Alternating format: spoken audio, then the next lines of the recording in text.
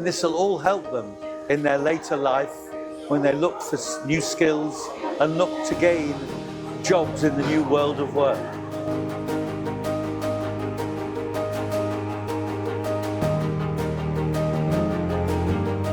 I'm Andy Hyde. I'm the founder and CEO of RC Vision, and we're here at City Hall, courtesy of the Lord Mayor, running an event showcasing how we use electric radio control car racing to teach young people about science and engineering, but more importantly, to teach them about the skills that they have and how those skills translate into the world of work, the careers that are available to them in the modern world through the joy of RC car racing.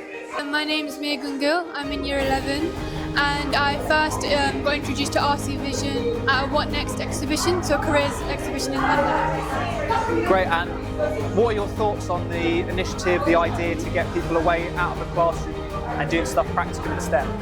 I think it's very good. I think more things like this should be available.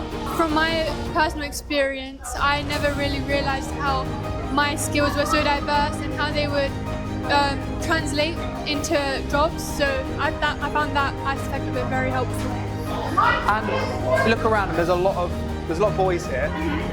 For women and girls, how important is it to encourage STEM and things like this that might not be as obvious for that? How important is that? It's extremely important. Even now, when I look at F1 on the TV, it's very rare to see women in motorsport, and that can be very discouraging for young women, especially like myself. So I think just having awareness would be extremely helpful.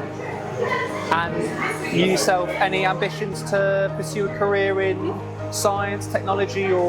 Well, I'm hoping to be a design engineer, maybe in F1 one day. I want to be a mechanical engineer. That's what I want. I'll keep my options open, innit? Yeah.